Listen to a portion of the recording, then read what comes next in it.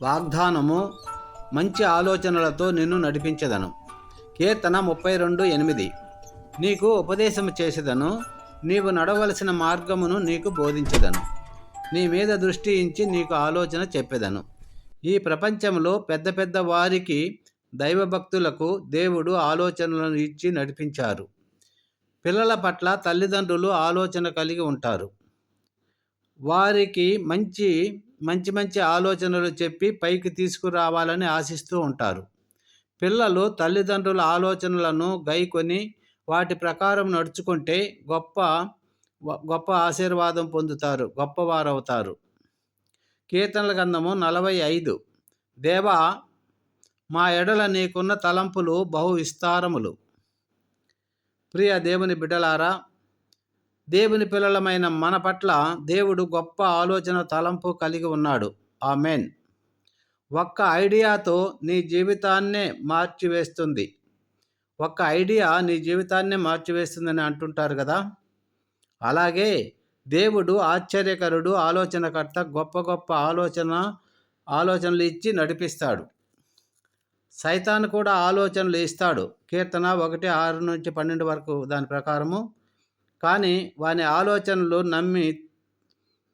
ఆలోచనలు నమ్ముకుంటే నరకాగ్నికి, పాతాళమునకు తీసుకొని పోతాడు. మనము దేవుని ఆలోచనలతో నడిచినామంటే మనలను నిత్యరాజ్యమునకు, పరలోకానికి నడిపిస్తాడు. యాకోబు జీవితంలో 14 సంవత్సరములు అతని మామ దగ్గర పనిచేసి మోసపోయినాడు. యాకోబు దేవుని సన్నిధిలో ప్రార్థించినప్పుడు దేవుడు ఆలోచన ఇచ్చాడు. బహుగా దీవించబడ్డాడు. కీర్తన 150:23-91 చదవండి. పాట.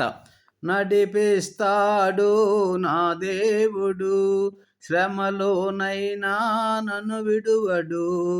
అడుగులు తడబడిన, అలసట పైబడిన, అడుగులు తడబడిన, అలసట పైబడిన, చెయ్యి పట్టి వెన్ను తట్టి చక్కటి ఆలోచన చెప్పి, చెయ్యి పట్టి వెన్ను తట్టి చక్కటి ఆలోచన చెప్పి, నడిపిస్తాడు నా దేవుడు, కలలోనైనా నన్ను విడువడు. ప్రియమైన దేవుని బిడ్డలారా, మనం చూసుకున్నట్లయితే చదువులో వెనకబడిన ఆల్వా ఎడిసన్ ప్రార్థించి బైబిల్ చదువుతున్నప్పుడు బైబిల్ లైట్ను కనుక పెట్టాలని ఆలోచన వచ్చినప్పుడు దేవుడు ప్రార్థన ప్రయత్నం చేస్తుండగా 1000సారికి బల్బును పూర్తిగా తయారు చేయగలిగినాడు. అదేవిధంగా 4వ తరగతి చదివిన రైట్ బ్రదర్స్ ప్రార్థించి బైబిల్ చదువుతున్నప్పుడు అతనికి మంచి ఆలోచన దక్కింది. యెషయా 40:30